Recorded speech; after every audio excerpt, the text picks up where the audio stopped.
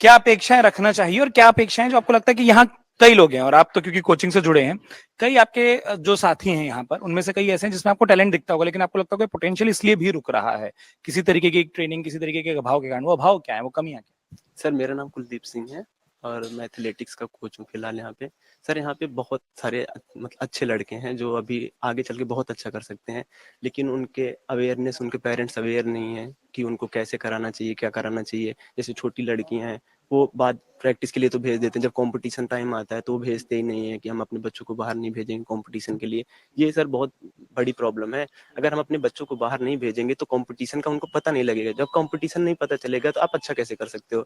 और मैं सर आपको बताना चाहूंगा, 2017 में जब खेलो इंडिया के लिए राज्यवर्धन सिंह राठौर ने लॉन्च किया खेलो इंडिया, 2018 में फर्स्ट टाइम हुआ भी, तो उसमें था कि सर 5 लाख रुपए 8 साल तक एक खिलाड़ी को दिए जाएंगे कि अच्छा खिलाड़ी बन सके। खेलो इंडिया स्कूल गेम के नाम से स्टार्ट हुआ था।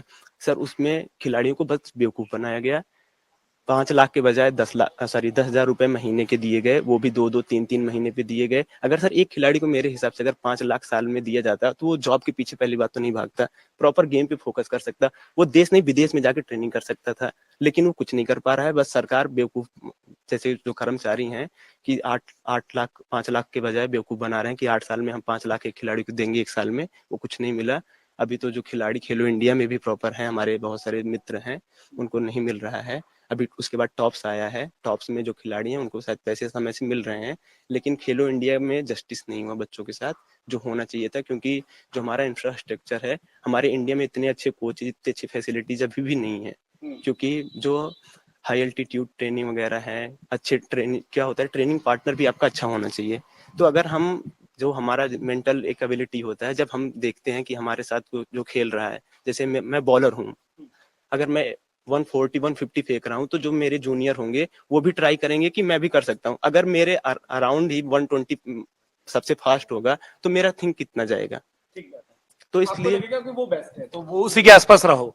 बहुत अच्छी बात कही, और उससे सबसे अच्छी बात क्या हुई ना कि हम थोड़ा सा ग्राउंड से और ऊपर उठे। जो आपने कहा कि भाई बेहतर डाइट एक खिलाड़ी को चाहिए, बेहतर सुविधाएं चाहिए, और वो जो नौकरी की चिंता होती है उससे वो हटे, अगर आर्थिक रूप से सक्षम हो जाए। कोई और ऐसा दोस्त या साथी जिसको लगता है कि नहीं, कोई एक आइडिया या विचार है जो रह गया है, या सबने अपनी बात उस तरीके से रख ली, आपको जोड़ना चाहते जी? सर मैं बताऊं कि सिंथेटिक बहुत मैटर नहीं करता है, सरफेस चेंज होते रहना चाहिए एथलेटिक्स में। मेन मुद्दे की बात यह है, जैसे जो स्पेसिफिक गेम है जैसे ट्रिपल जंप है, लॉन्ग जंप है, इसमें सर टेक ऑफ के लिए अच्छा होना चाहिए, सिंथेटिक होना चाहिए, रन भी अच्छा हो जाएगा। बाकी रनिंग के लिए सर सरफेस इतना मैटर नहीं करता फिलहाल के लिए, लेकिन मैटर ये करता है कि सर हमारे पास फिजियो होना चाहिए अच्छा, ठीक है, हमारे पास डाइटिशियन होना चाहिए, क्या होना चाहिए बोर्डिंग के लिए। हमारे यहाँ अभी गिने के मतलब पूरे उत्तर प्रदेश में इतनी सारी जनसंख्या है और गिने के हॉस्टल हैं सरकारी जो बोर्डिंग देते हैं, तो सर उसको बढ़ाना चाहिए। क्योंकि जब तक हमारे पास बच्चों को बोर्डिंग के लिए नहीं रखा जाएगा, क्योंकि हम आपको भी पता है कि हमारे यहाँ जो मिसकंसेप्शन है कि पेरेंट्स ये सोचते हैं कि अगर खेल में जा रहा है तो बर्बाद ही हो रहा है, किसी काम का नहीं है। तो अगर जो कुछ हद तक टूटा है लेकिन अभी भी पूरा नहीं। हाँ। तो थोड़ा बहुत सर, क्योंकि अभी नीरज सर ने मेडल लाया है तो उससे थोड़ा बहुत चेंज हुआ, लेकिन बहुत हाँ ठीक है, वो बात क्योंकि दूसरी तरफ चली जाएगी। रूरल इलाके में अभी भी वही है मैं कि वही बोल रहा हूँ, बात दूसरी तरफ चली जाएगी। जो आप मुद्दे की बात करते हैं उस पर रहते हैं। तो मुद्दे की बात यह है सर कि अगर हॉस्टल अगर और सारे बढ़ेंगे और कोच, पहली बात क्या है कि बहुत सारे अगर जहाँ पे हॉस्टल है भी वहाँ पे प्रॉपर कोच नहीं है, प्रॉपर इंफ्रास्ट्रक्चर नहीं है, कि जैसे कोई बैडमिंटन का है वहाँ पे कोर्ट ही नहीं है। अब जो इंडोर गेम है वहाँ पे इंडोर ही नहीं होगा तो आप कैसे अच्छा कर सकते तो हो। मैं उसी पॉइंट पर आने वाला था। जिस स्टेडियम में हम मौजूद हैं, वही वाली बात है कि एक स्टेडियम है और यहाँ हर एक खेल खेलना है। यहाँ फुटबॉल की प्रैक्टिस भी पीछे होती दिखती है, यहाँ पर दौड़ भी होनी है, यहाँ पर क्रिकेट भी होना है, यहीं पर थ्रो होना है, यहीं पर जंपिंग होनी है। तो इसके लिए अगर आपके पास, जो आपने कहा, मैं उस तर्क से कहाँ सहमत हूँ, अगर आपके पास बेहतर फिजियो नहीं है और कोई चोट लगी, और जो वहां आपने जवाब दिया था कि फिर चोट लगने के बाद खुद को देखना है, कोई वो हील होने में मदद नहीं मिल रही है, वो नहीं मिलेगी तो कहां से खिलाड़ी मैं बनेंगे? आपको बताऊं, साई जो है स्पोर्ट अथॉरिटी ऑफ इंडिया, जो बहुत टाइम से मुझे लगता है 9th एशियन एशियन गेम के बाद से हमारे इंडिया में खेल का ज्यादातर कारोबार वही देख रही है। उसमें भी सर यही रूल है कि अगर आप 1 या 2 साल परफॉर्मेंस नहीं देते हो, आप किसी प्रकार से इंजर्ड हो गए, कोच की गलती है, बच्चे की गलती है, उसको तुरंत हॉस्टल से बाहर कर दिया जाता है।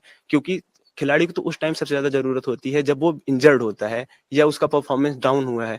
अच्छा होता है तो आप मुझे रख लेते हो, जब मेरा परफॉर्मेंस खराब हुआ आप मुझे बाहर कर देते हो, तो इसमें गलती तो फिर आपकी भी हुई ना कि आप कोच हो। अगर मेरा परफॉर्मेंस इंप्रूव नहीं हुआ, मैं आपके पास अच्छे होके आता और खराब होके गया, तो इसमें तो सरकार की भी गलती है। वाजिब बात है, मतलब ना वो बुरे वक्त में साथ मिल जाए तो मेरे ख्याल से वो खिलाड़ी का जो वो मोरल कम होता है वो आ जाएगा। लेकिन आप सभी ने अपनी अपनी राय रखी है, अपनी अपनी बात रखी। 2019 में नीरज सर भी इंजर्ड हो गए थे, तो उस टाइम पे अंबानी सर ने उनका सारा खर्चा उठाया और इंजरी से वो वापस आके ओलंपिक में मेडल जीते। अगर मुझे लगता है कि उस टाइम पे नीता अंबानी उनका खर्च सारा नहीं उठाती सर्जरी वगैरह का और अच्छे से ट्रीटमेंट नहीं होता, तो शायद वो आज भी वो गोल्ड मेडल नहीं आ पाता। आपके उदाहरण से मैं उस बात को समझ गया। वो अब ढेर सारा उदाहरण देंगे ना तो वो एक ही बात कई बार कई तरीके से आते रहेगी। अगर आप ये वीडियो YouTube पर देख रहे हैं तो हमारे चैनल को सब्सक्राइब करें और बेल आइकन को दबाना ना भूलें। अगर आप Facebook पर ये वीडियो देख रहे हैं तो हमारे पेज को लाइक करें।